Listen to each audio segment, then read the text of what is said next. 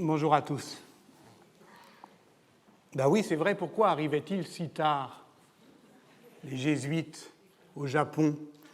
Dans une lettre de 1551, le jésuite portugais Juan Fernandez écrivait « D'autres Japonais vinrent nous voir à Yamaguchi et dire « Si votre Dieu est le créateur et le rédempteur du monde, pourquoi n'a-t-il pas disposé les choses de telle façon que la loi fût annoncée dès le principe dans nos pays, et a-t-il attendu jusqu'à maintenant ?» Je m'étais arrêté ainsi la semaine dernière, un peu abruptement, je le reconnais, face à l'incrédulité des Japonais devant la nouvelle religion que leur présentaient les missionnaires de la Compagnie de Jésus, installés au Japon à la suite de François Xavier depuis 1549. Les missionnaires, pour les Japonais, c'étaient des mangeurs de viande et de poisson, un peu rustres, très hautains, bref, des sortes de moines bouddhistes. Et dans ses lettres du Japon, François Xavier décrit moins l'hostilité ou l'indifférence que l'étonnement.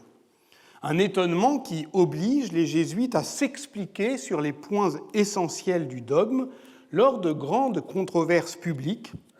Et c'est donc le christianisme comme système anthropologique qui se trouve dépaysé, donc éclairé à l'épreuve des Indes orientales. C'est une grande désolation éprouvée par les chrétiens du Japon, et c'est ce qu'ils regrettent énormément que nous leur disions que l'enfer est sans remède pour ceux qui y sont, écrit-il, François Xavier. Donc vous voyez, c'est tous les points du dogme qui se trouvent d'une certaine manière éclairés pour nous. Et puis, il y a autre chose, et c'est ça qui m'intéressait. Une inquiétude plus insidieuse qui revient de manière entêtante, la croix.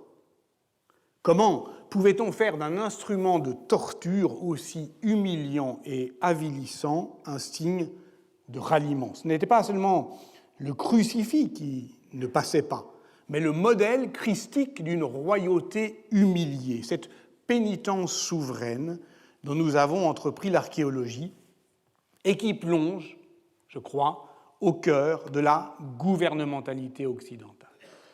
50 ans plus tard, à Nankin, les missionnaires chrétiens sont condamnés sur les mêmes motifs et la proclamation faisant suite à l'arrestation de l'association hétérodoxe de 1616, étudiée par Jacques Gernet dans son grand livre « Chine et christianisme, la première confrontation » 1982, exprime la même indignation face aux, je cite, barbares des mers d'Occident. Ils disent aussi qu'il mourut cloué par de mauvais fonctionnaires, ce sont des Chinois, sur un échafaudage en forme de caractère 10. Comment peut-on appeler maître du ciel un barbare supplicié?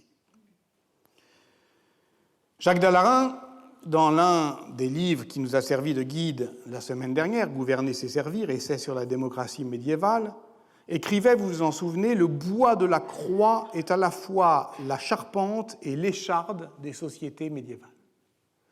Voilà pourquoi le petit seigneur du Kyushu, Omura Sumitada, qui est le premier samouraï à se convertir en 1563, pouvait légitimement hésiter. Qu'avait-il à gagner, à embrasser cette foi qui met l'indignité au pouvoir? Il voyait la charpente, mais il voyait aussi l'écharde. En fait, parce qu'il voyait tout cela de l'extérieur, il voyait juste. Dans son livre « Le christianisme à l'épreuve du Japon médiéval », Nathalie Kwame décrit les lentes, les âpres négociations qui amènent ce petit seigneur contesté, isolé, luttant pour sa survie politique et économique d'ailleurs au sud de l'archipel, très conscient de la faiblesse de ses assises, soumis à la lutte sans merci des grands clans guerriers. Eh bien, il est dans une situation, au fond, où il a intérêt à jouer une carte. La carte de ce groupe très minoritaire, professant une religion étrangère, et Sumitada décide, au fond, de tenter l'expérience. Et l'on pourrait en effet décrire l'aventure politique des Kirishitan Daimo, c'est comme ça qu'on les appelle, Kirishitan de Cristão en portugais, et Daimo, le seigneur japonais, donc tous les seigneurs japonais, les grands samouraïs convertis au christianisme, comme une expérimentation.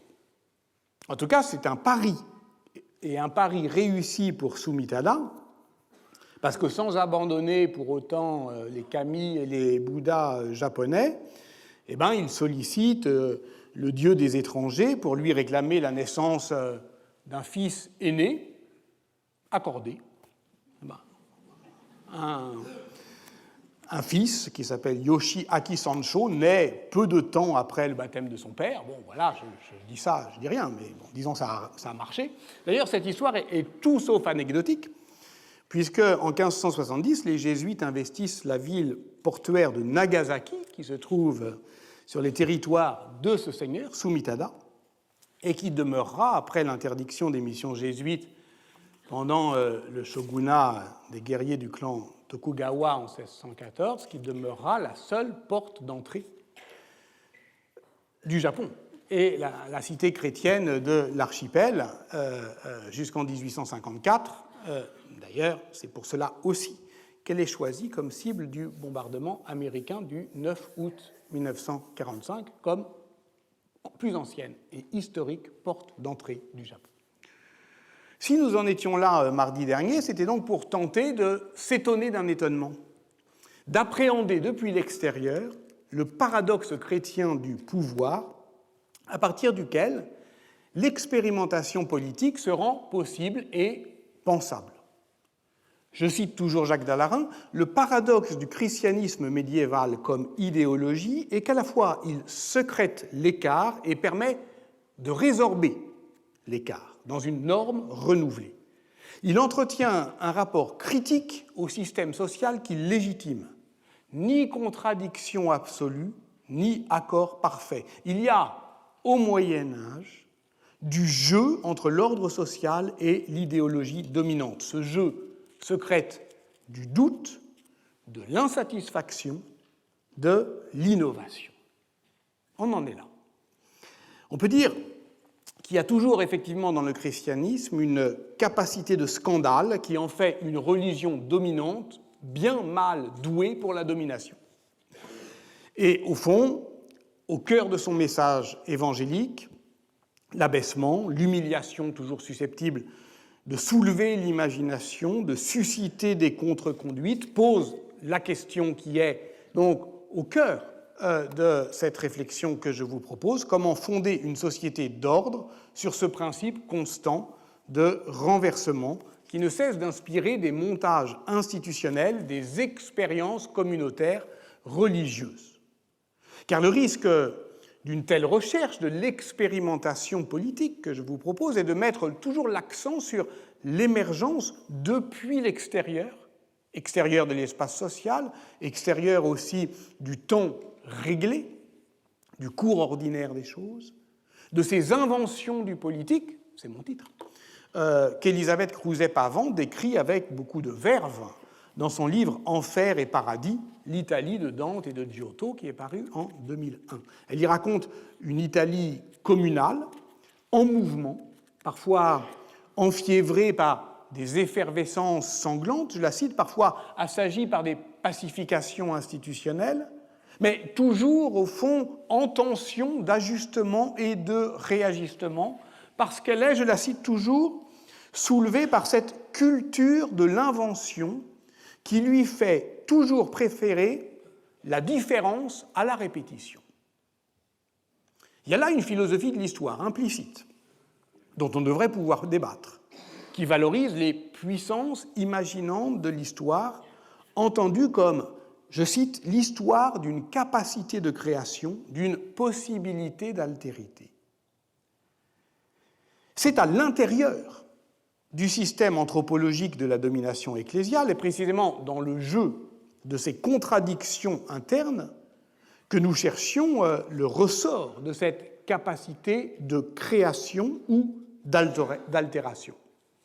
Parce que sinon, à opposer la différence à la répétition, on risque de reconduire, me semble-t-il, l'impensé d'une dichotomie entre répétitivité de la tradition et surgissement inattendu, marginal, héroïque de l'invention.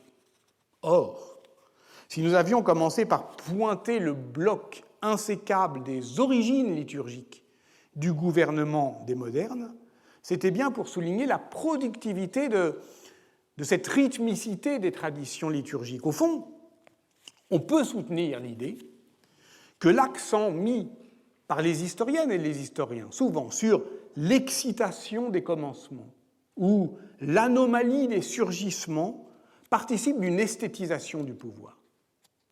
Et cette ambivalence fondamentale est propre au régime de perception esthétique des modernes, d'ailleurs. On aurait d'une part la répétition des normes qui mènent à l'uniforme et paisible vie sociale, donc à la docilité, et d'autre part à l'inouï d'une parole inspirée sauvage, où l'artiste accepte de s'égarer dans les sentiers inexplorés du langage et au risque évidemment d'y perdre sa tranquillité d'âme. Bon, ça c'est ce que j'appelle notre régime moderne de l'esthétique. Lisez par exemple Milan Kundera dans Le Rideau, la dernière page de cet essai consacré à l'art du roman. Il écrit ceci: « Saisi d'angoisse, j'imagine le jour où l'art cessera de chercher le jamais dit et se remettra docile au service de la vie collective qui exigera de lui qu'il rende belle la répétition et aide l'individu à se confondre en paix et dans la joie avec l'uniformité de l'être. » Vous voyez, toutes ces dichotomies, différence, répétition, surgissement, inattendu. Bon. Oui, c'est notre hantise contemporaine. Elle a sa légitimité propre, mais elle n'éclaire en rien, par exemple, la productivité artistique du Moyen-Âge. Dans un article important intitulé « Inventivité et sérialité des images médiévales », Jérôme Bachet a montré que, justement, c'était en construisant les constantes de l'image qu'on traquait les singularités, qu'on repérait, au fond, des régularités pour observer des variations. Mais que ces variations, elles ne s'opposaient pas à la règle, que c'était en explorant la gamme sérielle que l'on pouvait distinguer ce qu'il appelle des images limites. Et bien, d'une certaine manière, sur son modèle, nous cherchons des expérimentations, dans les expérimentations politiques, des situations limites, où s'invente le politique, mais pas pour s'absenter du système, pour faire jouer ces contradictions. C'est une manière, au fond, de déplacer, vous voyez, la question des images limites aux situations limites, c'est une manière de prendre au sérieux l'analogie de Jacob Burckhardt, l'état considéré comme œuvre d'art, mais en tenant compte des spécificités des valeurs de l'art au Moyen-Âge. Et sur ce point, je crois que, une fois de plus, la critique radicale de la dualité entre l'original et le régulier, qui a été menée par Michel Foucault dans l'Archéologie du savoir, il y a longtemps, 69, conserve toute son acuité. Foucault y démontrait combien l'histoire des idées demeure toujours prisonnière d'une opposition entre deux valeurs, celle qu'on assigne à l'invention, et alors l'histoire décrit, je le cite, une succession d'événements de pensée, des ruptures successives par lesquelles s'inventent l'une après l'autre les formes nouvelles de notre modernité. Et notez que ces ruptures successives sont affectées de la fonction auteur. Elles ont un nom, on leur donne un nom propre. Par opposition à la tradition, où dans ce cas-là, effectivement, dans leur morne rythmicité, les énoncés doivent être traités par masse anonyme, et selon ce qu'elles ont de commun. Rompre cette dichotomie consiste à refuser la différence de nature entre l'activité des énoncés créateurs, qui inventent du nouveau, et la passivité des énoncés imitatifs, qui se contentent de recevoir et de répéter. C'est tout l'enjeu, effectivement, de l'art médiéval, mais aussi pas seulement des images, des textes, d'où la proposition essentielle de Foucault, je la cite, « Le champ des énoncés n'est pas un ensemble de plages inertes, scandées par des moments féconds, c'est un domaine qui est de bout en bout actif. » Cette activité du champ constitue l'efficace, effectivement, de cette question de l'inventivité, qui est, au fond, à la fois régulière et constamment mise en alerte. Voilà ce que j'ai tenté de définir la semaine dernière en décrivant l'instabilité du système né de la dissémination post-grégorienne des pouvoirs, décrivant donc les conditions religieuses de l'expérience politique. C'était le nom de la séance de la semaine dernière, sur laquelle, vous voyez, je reviens, parce qu'on l'avait fait à partir d'une description d'une expérimentation politique, celle de la congrégation érémitique de Grandmont, à la lumière, je le rappelle pour ceux qui étaient bloqués par la neige ou simplement qui n'étaient pas là, de deux textes. Le livre des sentences qui rassemble des admonestations orales d'Étienne de Muret après sa mort en 1124 et la règle de Grandmont, l'ordre la règle de l'ordre mise par écrit peu avant 1156 sous l'impulsion du quatrième prieur Étienne de Lysiaque. Et le fondateur et la fondation, l'intuition et l'institution, l'élan spirituel et la norme sociale. Là aussi, il y a une dichotomie, et une dichotomie documentaire qu'on a tenté, toujours en compagnie de Jacques Dallarin, d'assouplir, d'assagir comme une archéologie textuelle. Et au passage, on remarquera que cette question de la mise par écrit, du laboratoire monastique du gouvernement par l'écrit est aujourd'hui très débattue par les historiens, qui se demandent...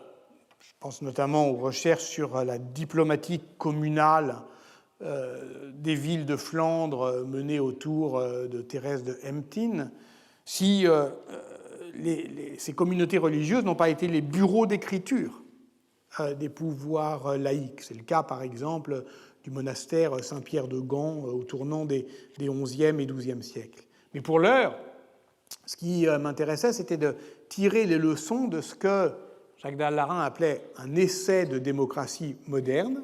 Et pour avancer, j'en ai tiré 8, je m'étonne moi-même, 8, pourquoi, je ne sais pas, pour énoncer quelque chose comme la grammaire de l'expérimentation politique.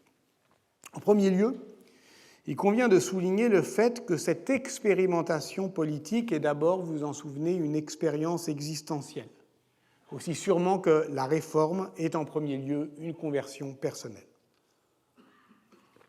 Rien n'est plus concret, prosaïque, matériel qu'une règle de vie religieuse.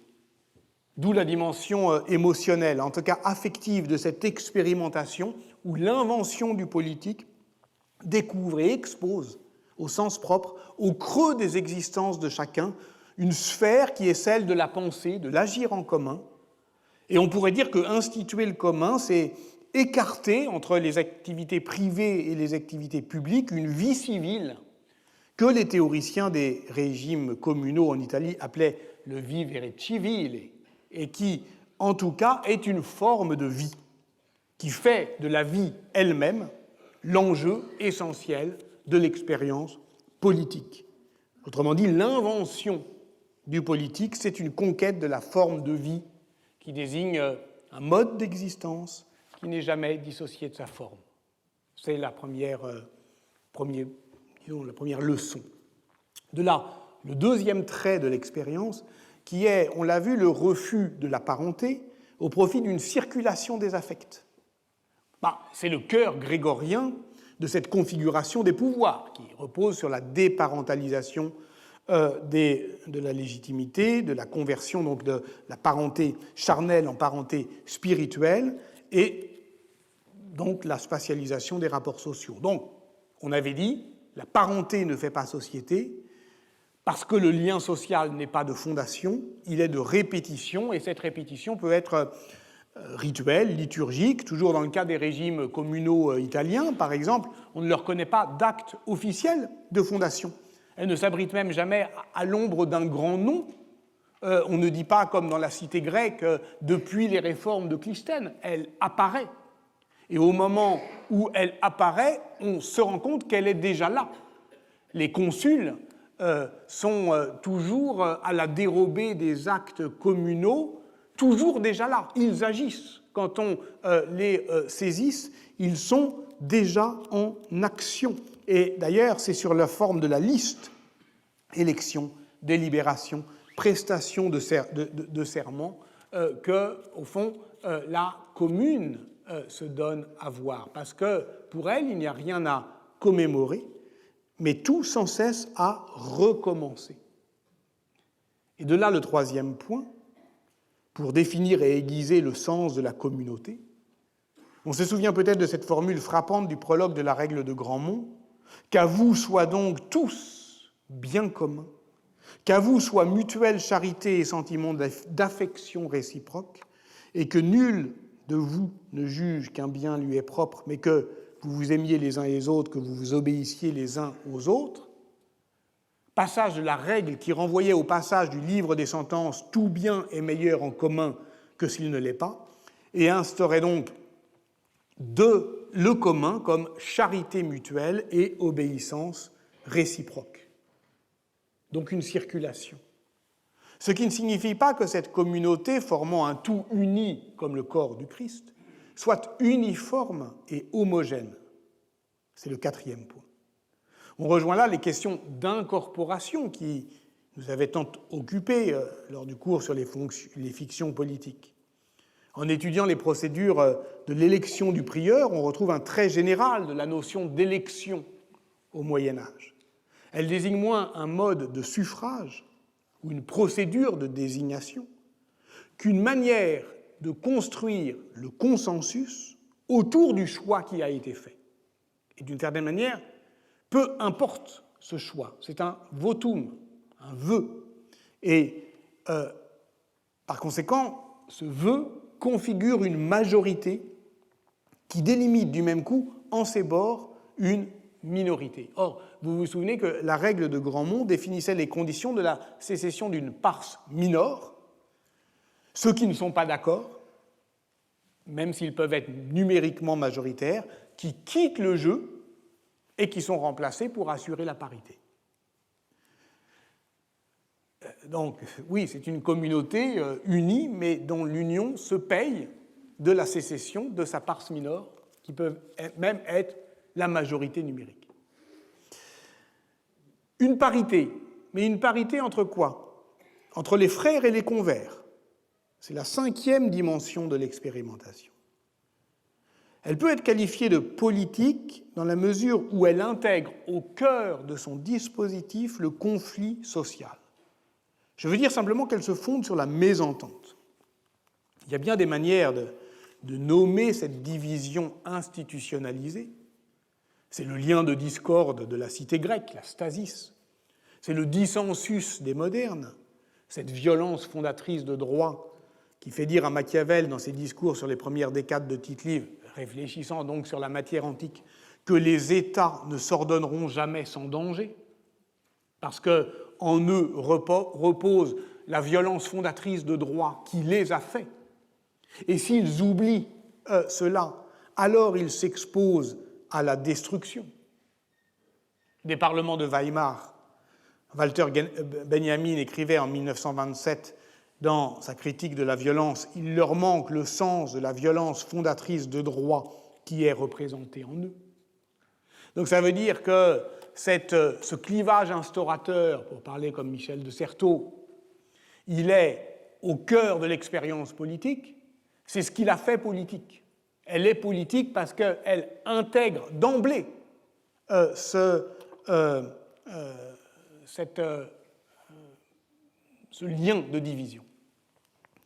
De là, les trois derniers traits distinctifs de l'expérience, les 6e, 7e et 8e, pour ceux qui suivent, et qui correspondent aux trois manières les plus communes de disqualifier une expérimentation politique. La durée, la réversibilité, l'échelle. Qu'est-ce qu'on dit face à une expérimentation politique, face à des gens qui tentent quelque chose? Ça ne durera pas, ça finira mal, ça ne peut marcher contre vous. Durée, réversibilité, échelle. Ça ne durera pas. Bon, dans le cas de Grandmont, on a vu que le système politique perdurait jusqu'en 1772. Malgré une histoire mouvementée, malgré des conflits nombreux, ou peut-être justement grâce à eux, qui produisaient des réajustements du mode de gouvernement aux nouvelles conditions sociales. Parce que cette inscription du clivage fondateur au sein des institutions, elle agit comme un conservatoire, comme au fond la cicatrice d'une ancienne blessure. Au XIIe siècle, c'est convers contre frères. Mais évidemment, la tension sociale se déplace au cours du temps. Et donc, il faut l'ajuster. D'où la nécessité d'ailleurs de mettre à distance l'attirance spontanée, je le répète, des historiennes et des historiens pour les manifestations d'effraction politique, quand il s'agit au contraire de comprendre comment durent les institutions, comment elles s'installent, comment elles se font oublier, comment elles s'usent, comment elles déçoivent et comment elles parviennent à faire surmonter les déceptions qu'elles inspirent. Le politique, pour les historiens de l'anthropologie de la Grèce classique, que je continue ici à suivre de loin, et notamment lorsqu'ils s'inspirent des travaux de Josiah Huber, le politique n'est plus appréhendé comme une rationalité propre, nouvelle, ou comme une ontologie communautaire spécifique, mais il s'expose dans des normes, dans des procédures, dans des compétences qui produisent, je dirais, une maximisation des capacités individuelles et collectives à expérimenter, à débattre, à négocier, à coopérer. C'est ça, instituer le commun. Rien que cela et tout cela. De là le caractère inévitablement, durablement et constamment réversible de toute expérience politique. On l'a dit pour ce modèle de contre-société qu'est la communauté monastique. Et on l'a dit en suivant les travaux de Daniel Hervieux-Léger, c'est encore vrai aujourd'hui. J'ai cité la semaine dernière son livre paru au PUF en 2017, Le temps des moines, clôture et hospitalité, dont le sous-titre, Clôture et hospitalité, dit l'une des tensions à l'œuvre dans le monde monastique aujourd'hui, entre anticipation d'une reconquête des âmes faisant agressivement descendre le royaume sur terre, et invention d'une communauté utopique de l'hospitalité sans condition. Ce qui peut attirer certains dans le monachisme aujourd'hui, ce sont des formes de vie, mais telles que l'histoire les a transformées, renversées, rechargées. La notion de recharge est inspirée des travaux de Maurice Halbwachs, et elle permet à des historiens comme Dominique Young-Apra de comprendre comment l'Église parvient, à partir du XVe siècle, à se maintenir, je le cite dans son dernier livre, Cité de Dieu, Cité des hommes, à se maintenir pour elle-même, c'est-à-dire en dehors même de la substitution, de son absorption par cette autre instance sacrale, pontificalisée, l'État ou la cité étatique. Vous vous souvenez effectivement du chiasme de Kantorowicz, l'État se sacralise et l'Église, d'une certaine manière, devient un État. Mais alors comment, d'une certaine manière, par quelle recharge sacrale l'Église peut se maintenir? Or, justement, l'Église prétend architecturer la société à partir de son extérieur. Et ce qui est compliqué après, effectivement, le temps de la dissémination des pouvoirs post-grégoriens. On peut prendre l'exemple de la réforme cistercienne de la petite abbaye de Persaigne, non loin de la Trappe, et on les appelle les moines trappistes. Petite abbaye où Armand-Jean le Boutillier de Rancé prend l'habit de novice le mercredi 13 juin 1663 pour mourir au monde. On retrouverait dans ce geste de rupture spectaculaire ce grand coup d'éclat du théâtre baroque, 1663, la recharge des grandes conversions médiévales. Rancé, c'est un mondain du temps de la Fronde qui devient le plus fameux soleil noir du siècle des Saints, qui fait de son isolement un reproche permanent à l'adresse de cette autre Isola, qui est celle, l'île enchantée de l'utopie curiale.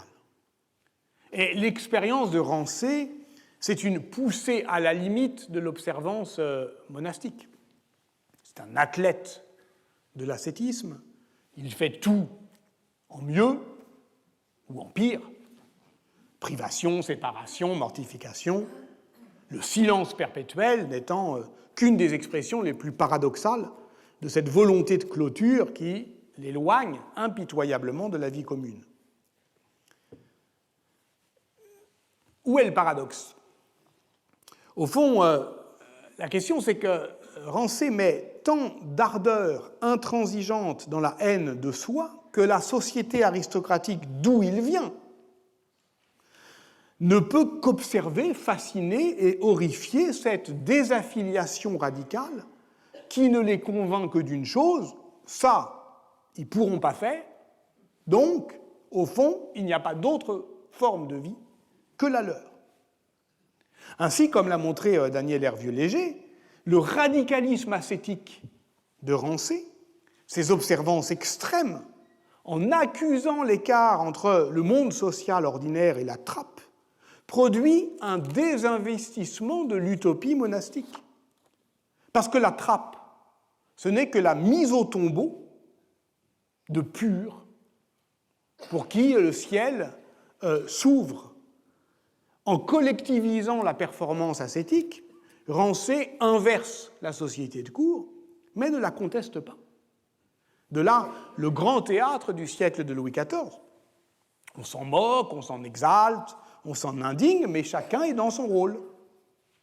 Donc, Rancé abandonne le monde à sa perte, c'est-à-dire qu'il abandonne le potentiel utopique de l'expérience elle-même,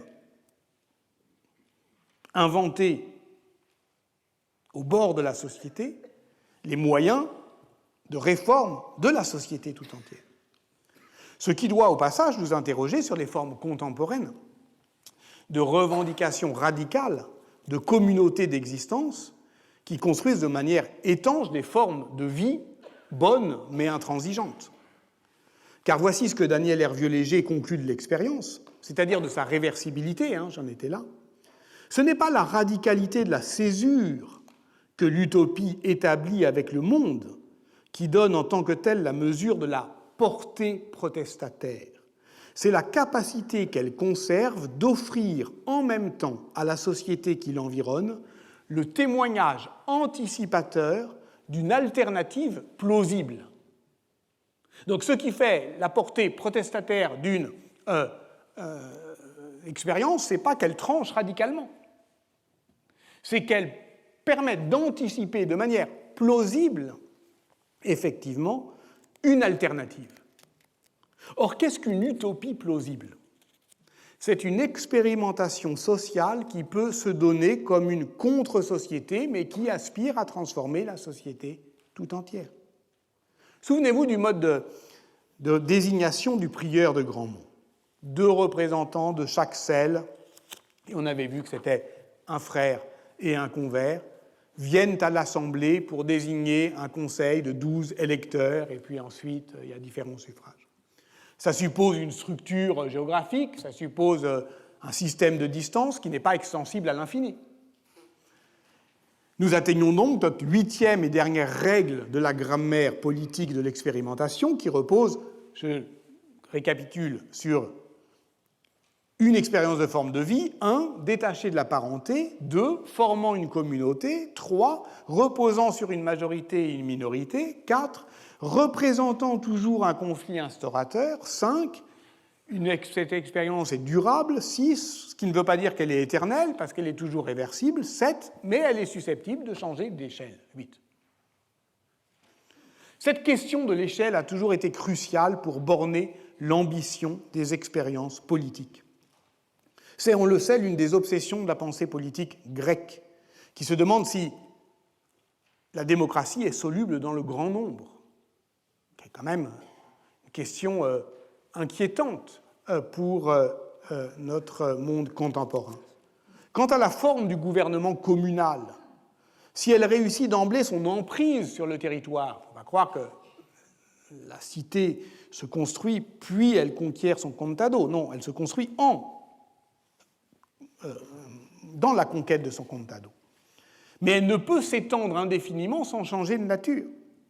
En ce sens, elle est capable d'emprise, mais non d'empire. En utilisant un terme provenant de la science informatique, on dira que la commune n'est pas scalable. La scalabilité, ça désigne la capacité d'un système à changer d'échelle en augmentant le nombre de ses utilisateurs, tout en maintenant ses fonctionnalités et ses performances. Autrement dit, une expérience scalable peut s'agrandir sans se modifier. Si le mot est passé dans le lexique des sciences sociales, c'est dans le sillage des travaux d'une anthropologue américaine, Anna Tsing, qui travaille à la fois sur des études féministes et des études environnementales. Ses premiers travaux ont porté sur les chamans d'Indonésie, mais aussi sur la dégradation des milieux naturels, notamment dans les forêts de Bornéo. Et elle y montre comment nous vivons désormais sous le règne d'un capitalisme de captation qui valorise non ce qu'il produit, mais ce qu'il parvient à saisir. Et la traduction en français de son dernier livre, l'année dernière, Les champignons de la fin du monde, sur la possibilité de vivre dans les ruines du capitalisme, a fait beaucoup d'effets dans le monde intellectuel, mais aussi d'ailleurs dans le milieu politique activiste. Et c'est pour ça que je lui emprunte la notion de scalabilité. Mais pour comprendre comment elle use de ce concept, qui va nous servir désormais, vous devez, de toute façon je crois que vous n'avez pas le choix en fait, vous devez m'autoriser un second excursus japonais. Après le bombardement d'Hiroshima, c'est pas un pari idiot, je ne me suis pas dit, tiens, je vais dire Nagasaki et Hiroshima dans un cours d'histoire médiévale, mais c'est la vérité. Hein. Après le bombardement d'Hiroshima, la première créature vivante à émerger dans le paysage désolé de 1945 fut un champignon Matsutake. Le champignon Matsutake, littéralement en japonais champignon des pins, c'est un champignon très rare, très parfumé, à la chair blanche, fibreuse, et que les Japonais recherchent beaucoup. Mais il a pratiquement disparu au Japon, où il a été surexploité. Alors les Japonais les recherchent partout, au Maroc, en Scandinavie, en Finlande, et surtout dans les forêts ruinées de l'Oregon, qui sont effectivement ruinées par la monoculture extensive. Et les Japonais donc tentent vainement de reconstituer les conditions d'un milieu dégradé où pousseraient les Matsutake. Et en suivant les cueilleurs de Matsutake dans les forêts ruinées de l'Oregon, Anna Tsing traque des agencements singuliers, des histoires propres, et tous ont en commun de se nicher dans les ruines d'un rêve. Ce rêve a été celui d'imposer à la Terre une monoculture hors sol, ignorante des principes qui prévalent aujourd'hui dans la pensée biologique non darwinienne, où l'avantage sélectif de chaque espèce est fonction des rapports d'interdépendance qu'elle ménage. Et de fait, les champignons sont parmi les êtres pluriséculaires qui ont participé à la colonisation végétale du monde, les champions de ces agencements par association symbiotique. C'est ce que Anna Tsing appelle, dans ce livre merveilleux, la capacité à faire des histoires. Or, qu'exigent les parents sévères ou les dirigeants tyranniques? Qu'on ne fasse pas d'histoire.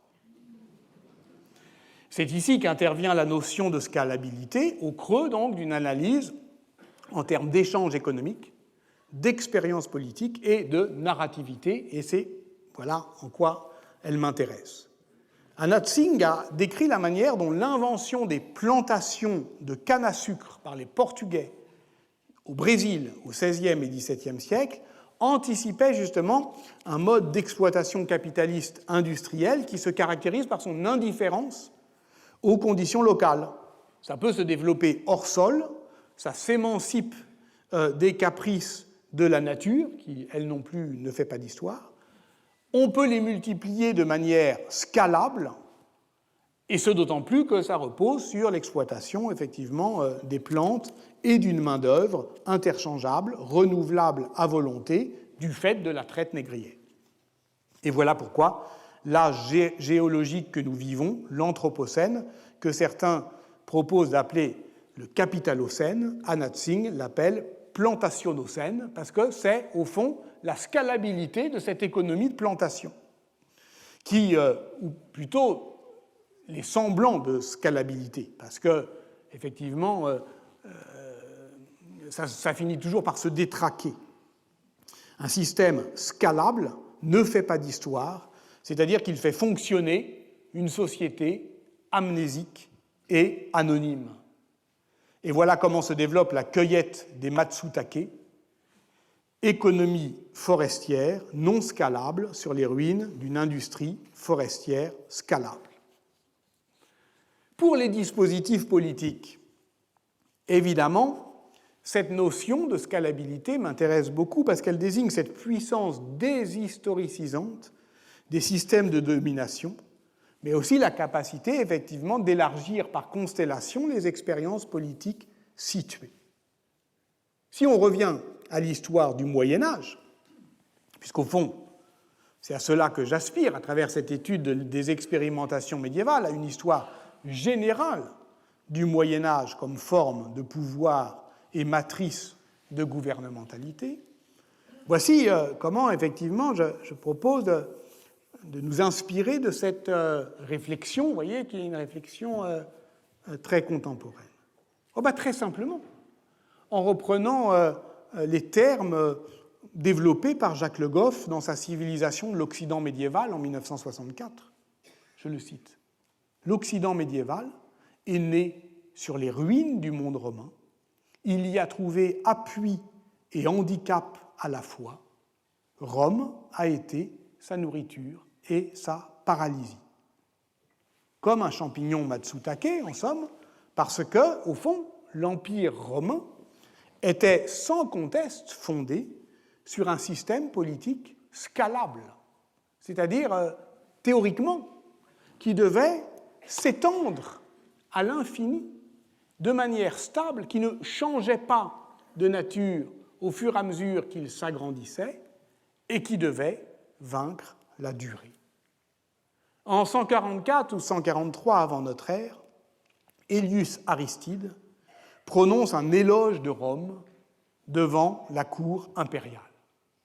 Il parle dans l'Athénéum, le nouveau temple dont Hadrien avait voulu faire le centre de la culture grecque et dont il ne reste plus aucune trace.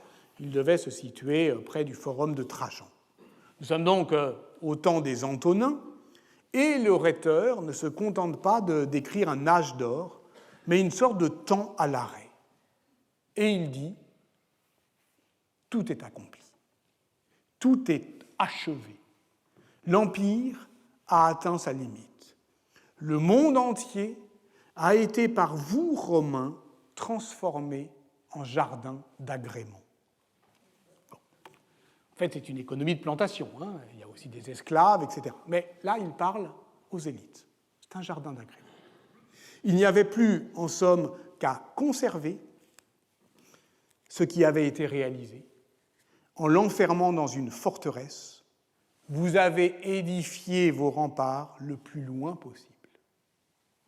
Ce texte fascinant a été maintes fois commenté, et notamment par Aldo Schiavone, et dans un beau livre troublant, L'histoire brisée, la Rome antique et l'Occident moderne, qui pose une question toute simple.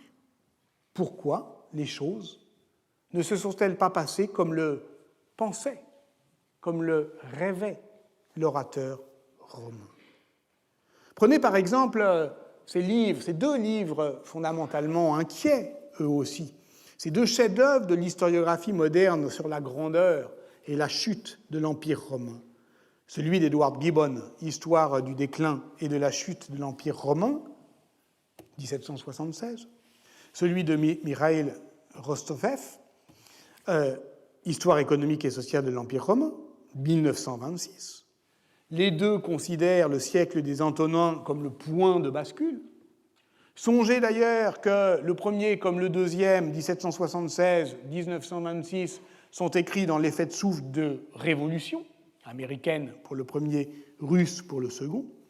Et Rostovtsev impose une conception progressiste de l'économie romaine.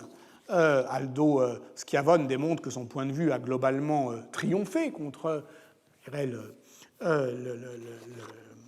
tentation primitiviste, mais à la description de l'apogée économique romain, il place son étonnement. Je le cite. « Pourquoi la civilisation urbaine de Grèce et d'Italie fut-elle impuissante à créer des conditions pouvant assurer au monde antique une progression continue, ininterrompue, sur la même voie de civilisation urbaine ?» Et plus loin, en d'autres termes, pourquoi fallut-il édifier laborieusement la civilisation moderne comme une chose nouvelle sur les ruines de l'ancienne, au lieu qu'elle soit la continuation directe? C'est une question vraiment d'histoire générale, une question d'enfant. C'est l'étonnement japonais face aux missionnaires. Pourquoi arrivez-vous si tard? Mais ça pourrait faire une définition plausible de l'idée du Moyen-Âge. L'édification laborieuse d'une civilisation moderne sur les ruines de l'ancienne. La nouveauté et la solution de continuité. Il y a là une vérité profonde que l'expérience urbaine rend sensible. Nous vivons dans des villes médiévales, encore, dans leur enveloppe, alors que la ville antique est l'urbs fracta, c'est les vestiges sous nos pieds. C'est une expérience bouleversante, celle de Cola di Rienzo à Rome en 1347. Cette histoire, elle est achevée, elle est détruite, elle est liquidée, le fil est brisé. On peut en hériter, mais on ne peut hériter que de ce qui est mort, ce qui suppose effectivement de rompre avec l'illusion littéraire d'une antiquité continuée, cette illusion qui fut celle du Moyen-Âge, mais qui n'est plus celle de la Renaissance.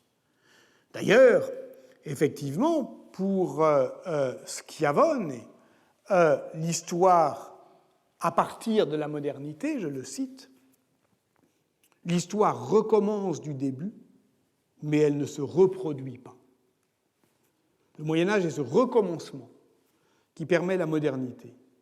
Or, le paradoxe, c'est qu'il y a un contrepoint symétrique à cet abandon, c'est la réactivation culturelle de l'Occident par conservation d'une partie du patrimoine culturel que précisément ses fondations et ses liens sociaux disparus avaient permis de construire. C'est pour Schiavone et la culture italienne de la Renaissance qui va exprimer cette symétrie d'abandon et de réactivation, de perte et de reprise. D'un côté, une modernité ouverte, sans limite, et Galilée, dans ses dialogues, qui explique que pour s'y aventurer, il n'a nul besoin de l'escorte des anciens. Mais de l'autre, une anthropologie de la politique qui ne cesse de poursuivre la leçon des antiques. Et c'est Machiavel qui affirme, pour fonder une république, maintenir des États, pour gouverner un royaume, organiser une armée, conduire une guerre, dispenser la justice, accroître son empire, on ne doit jamais cesser de lire Tite-Live. Parce que, écrit-il ailleurs, le monde a toujours été habité pareillement par des hommes qui ont toujours eu les mêmes passions. Voici pourquoi l'histoire des expérimentations politiques n'est pas celle des répétitions, mais des recommencements. Dans son livre intitulé « Sleepwalking into a New World », Chris Wickham a décrit l'émergence des communes italiennes au XIIe siècle comme l'envers d'une expérience politique, en somme. Parce qu'il montre la capacité des hommes à faire advenir un nouveau monde sans y penser. C'est sa thèse. C'est-à-dire que ceux qui ont fait la commune étaient des somnambules. Mais des somnambules au sens de la grande trilogie romanesque d'Hermann Brohr. Ces somnambules sont ceux qui croient percevoir le sens du monde, mais demeurent aveuglés par leur fausse lucidité de rêveurs. Ils rêvent d'un monde nouveau dans les ruines du passé. C'est ça le titre, hein, inventé dans les ruines du passé. Ils rêvent de ce monde, ce qui permet effectivement à Chris Wickham de prendre un parti pris discontinuiste que nous avons discuté l'année dernière en séminaire. Vous pouvez voir la vidéo. On avait invité Chris Wickham et Valérie Theiss et Pierre Chastan pour le discuter. Et ce livre a le grand mérite de rompre le fil trop tendu des généalogies tirées au cordeau, de faire droit aux bifurcations, aux incertitudes, aux promesses non tenues, parce que justement, il montre qu'on rentre toujours dans l'histoire comme on saute dans un train en marche.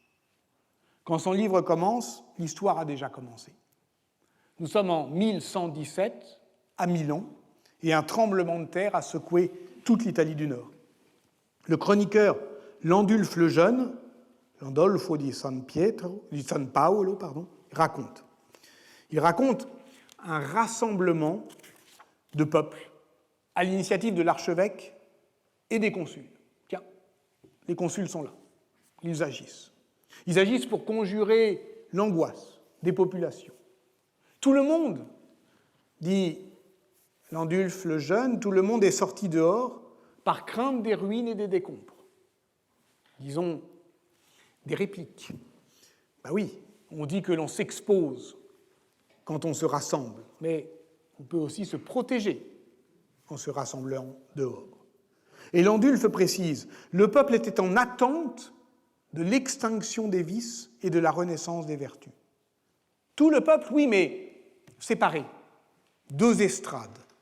Sur l'une est l'archevêque et ses évêques suffragants, les évêques de l'Italie du Nord, Milan s'impose alors comme métropole, les abbés, les religieux. Sur l'autre, les consuls et, je cite, les hommes savants en loi et en coutume. Entendez, les juristes. Voilà donc mise en scène la bipartition grégorienne aux origines de la structuration de la société précommunale. L'émancipation urbaine est, dans l'Italie communale, la poursuite de la réforme de l'Église par d'autres moyens. Vous voyez comme le clivage instaurateur est ici théâtralisé, comme la stasis dans le monde grec, recoupant d'ailleurs séparation droit-théologie, deux estrades. Et cette mise en scène est bien une théâtralisation. Écoutons Landulphe. L'archevêque et les consuls ont fait installer deux théâtras. Ce n'est pas seulement une manière de dire. Les actes des premiers consuls de la commune milanaise sont pris dans le Theatrum Civitatis, c'est-à-dire très probablement dans les ruines du théâtre antique de la Mediolanum romaine, près de l'actuelle Piazza Cordusio. Peut-on inférer de cette superposition topographique, de cette insistance des lieux, une continuité historique? Les historiens médiévistes ont cherché des précédents aux premières assemblées communales. Ils ont cherché des précédents, notamment dans les plaides, les assemblées publiques au temps carolingien, qui eux aussi remployaient des souvenirs antiques. Par exemple, toujours à Milan, le testament de l'évêque Ansper, daté du 10 septembre 879, évoque le forum public dit Assemblatorio, où s'organisaient ces grands rassemblements. À partir de ces traces ténues, toute l'historiographie du XIXe siècle a tenté d'établir une continuité entre les municipia antiques et les communes médiévales, entre le forum et l'arengo, mais elle a échoué. Au-delà de la reprise ou de la recharge carolingienne, oui, le fil est brisé. C'est donc bien dans les ruines du monde romain que s'invente l'avenir de l'Occident médiéval. Ce que je dis est d'une banalité à pleurer. C'est vrai du point de vue conceptuel, que l'on pense évidemment au droit romain. Je vous renvoie sur ce point à la très belle leçon inaugurale de Dario Mantovani et de ses cours à venir, que ce soit du point de vue liturgique, on l'a vu ensemble avec Kantorowicz, ces objets brisés des anciens rites romains qui étaient comme des rebuts ou fondus dans la forge théologico-politique, c'est vrai aussi du point de vue du cadre matériel des villes. Dans son livre A Concilio, la vita politica nell'Italia dei comuni, Lorenzo Tanzini, que vous pouvez aussi écouter dans les vidéos mises en ligne du séminaire de l'année dernière, rappelle ce fait d'évidence, que le développement de l'Italie communale s'explique aussi par cette présence physique du cadre monumental de la cité romaine, qui est encore actif, qui est comme une grande machine symbolique mise en sommeil, certes, mais toujours susceptible de redémarrer, de recommencer. Et que cette présence physique, on le verra avec Cola di Rienzo, physique, c'est plus qu'un encouragement, c'est bien plus qu'un cadre ou que le décor du théâtre. C'est au fond son principal protagoniste. En juillet 1143, à Rome, l'instauration de la commune est un recommencement. Elle se donne comme une rénovation du Sénat antique. Voici donc, écrit Jean-Claude Mervigueur, des Romains qui, par une journée chaude de l'été 1143, se sont rassemblés quelque part au pied du Capitole pour monter à l'assaut de cette colline que personne sans doute ne songeait à défendre. Ils ont bien décidé à remettre sur pied l'histoire de l'URPS, le 27 mars 1162, 18e année de la rénovation du Sénat, précise l'acte. C'est comme si le temps s'était remis en marche, mais après une lacune. On recommence. Nous, les sénateurs institués au Capitole, par le vénérable et magnifique peuple romain, pour rendre justice à chacun, prenons des mesures pour la défense des monuments de la ville, et en particulier la colonne Trajane. Et on lit ceci, que personne ne détruise ni n'endommage la dite colonne, mais qu'elle subsiste intègre et inviolée pour l'honneur de la dite Église et du peuple romain tout entier, restant dressée ainsi tant que durera le monde. Les choses ne se passent pas ainsi, car les choses, celles de la ville, celles de la politique, sont soumises aux variations de la fortune. C'est cela, effectivement, le tournant humaniste. Parce qu'on n'a pas attendu les humanistes pour regarder les ruines de Rome. Maître Grégorius cherchait les traces de la grandeur antique dans ces merveilles de Rome au XIIe siècle. Ce qui change avec le regard humaniste, ce n'est pas du tout la volonté de conserver, regardez, vous écoutez ce que je viens de vous dire, c'est, au fond, la certitude, cette fois-ci, que oui, le fil est brisé, et qu'on ne peut pas, d'une certaine manière, conserver en l'état. Lorsque l'humaniste toscan Poggio Bracciolini dit « Le Poge » s'arrête sur le Capitole en 1431 pour contempler le paysage de ruines qui s'offre à lui, c'est pour tirer la leçon des décombres, pour en faire une pédagogie de la chute des empires. Devant l'ancienne grandeur des monuments effondrés et l'immensité des ruines de la cité antique, devant l'ampleur de la chute d'un tel empire, nous admirions, du fond de l'âme, la stupéfiante et affligeante inconstance de la fortune. Nous l'admirions. Tel est le titre de son traité où se lit la description des ruines de Rome sur les variations de la fortune, qui dresse aussi l'inventaire des troubles politiques et institutionnels qui déstabilisent les catégories médiévales de l'autorité, de la légitimité, royauté, tyrannie, démocratie. Tout cela est emporté par le flot du de varietate fortunae. Ces régimes perdent la netteté de leurs contours, ils se métissent dangereusement, ils s'hybrident. Et c'est précisément parce que ces formes de pouvoir ne se réduisent plus dans l'Italie du Quattrocento à la pureté des catégories aristotéliciennes que les humanistes ont été amenés à envisager le pouvoir autrement, en termes d'arte dello Stato, d'art, justement. Et on retrouve le nouage entre art et politique. Voici pourquoi le Poge voit dans les ruines de Rome une grande charogne.